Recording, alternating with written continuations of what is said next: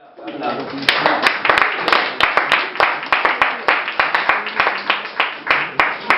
evening, everyone. Good evening. I said here to a little comedy. My name is Shawn. And I think, probably like a lot of you, I've been getting kind of frustrated with the weather this past week. Every day, it's just like cold and gray, cold and gray. Cold and gray, for me, is not an appropriate weather condition. It's the appropriate name for a duo of commandos from Canada. Just you mentioned, yes, Eric said, overtaking Toronto. It's boot time for us to call cold and gray. But everything is frustrated. So he said, frustrated with this weather. A friend of mine wanted me to relax. So he came over, and he's like, oh, I'm going to put on a TV show. It's one of my favorite shows. And we started watching this show. It was a weird program. It was kind of like ridiculously violent, and it was confusing with all this plotting, and it also had a lot of pointless nudity. Game of Thrones, that was it. I mean, I don't know if any of you, I'm not the biggest Game of Thrones fan. Some people I know are just obsessed with it. But if you've never seen the program, this is basically most episodes of Game of Thrones. This is really gorgeously photographed. I have no clue what's going on. Hey, she's really hot naked. Wow, still have no clue what's going on. Oh, look, they just killed someone violently. Still have no clue what's going on. Hey, look, it's a beautiful woman who's naked, and she just killed someone violently. The other thing with Game of Thrones that is very bizarre is all the actors who are on it, who are American, speak with fake British accents. And anybody else on the program speaks with their original accent, whatever it is. So you just see a scene in an episode, and one of the kings is in his castle, and he's like, yes, bring my best 2 knights before me. And they bring the first 2 knights. And they go to the first night, and they're just like, I hear our enemies may be about. What do you think we should do? Oui, monsieur. Given that coming to take the castle, we must do preparations. And you, other knight, what do you think? Yeah, man, I think you'd be correct. Our enemies are all about. But one of the reasons that I think Game of Thrones, I come to understand it, and especially I can understand part of why it's popular is people kind of want to relive sort of the feudalism and the pageantry and the ability to command people.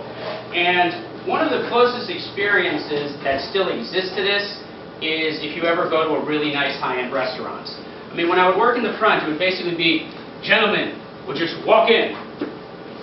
Garçon, I demand a table of 6.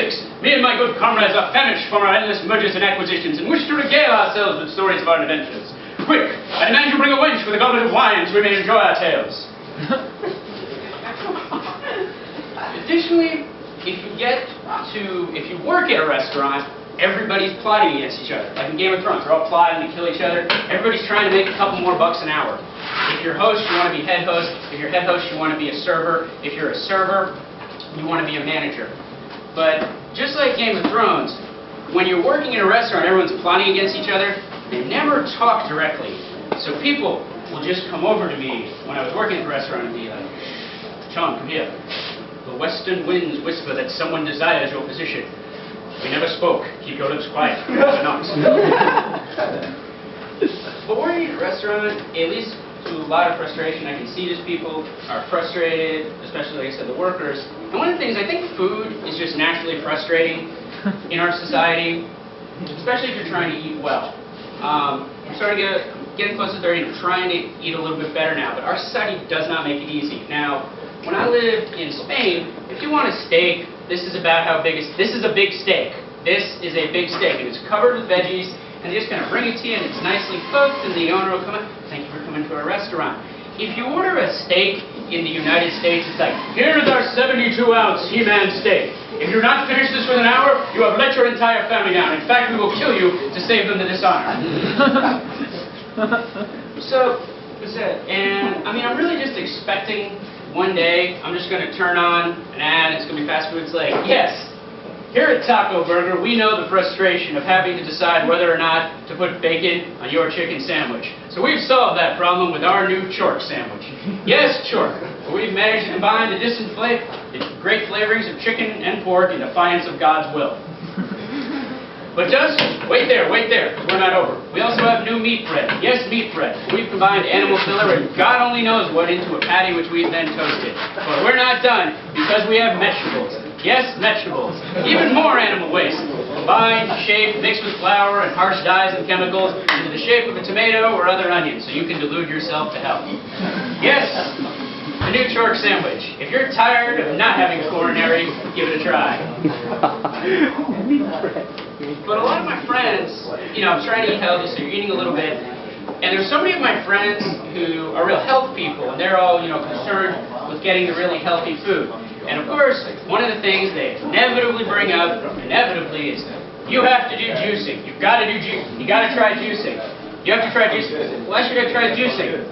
Well, don't you know? It's all natural. It's really all natural. It's all natural. Okay, I have never seen carrots, radish, or arugula naturally existing in liquid form. No. Instead, what I'm going to do is I'm going to take this, put it into a machine that basically makes a fart sound,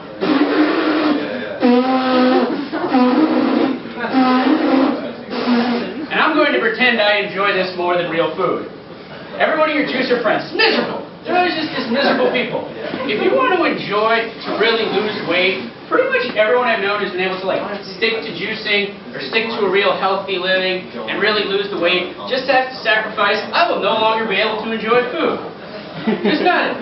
You just see someone come, they're in with the pink and the sweats and all that stuff when they take their headphones out. And they still need to stretch. Whenever you see a friend who's jogging, just to remind you how better shape they are, it's like, I've been jogging for 3 hours, but now I need to stretch again. I think the weight room's over there. I haven't been able to enjoy a meal since Bush was president, but I'm thin. It's just really tough in these societies, and you're always worried. One of the things, of course, if you watch commercials, they always want to get you worried about insurance, especially now with healthcare coming in, but you're always worried about insurance.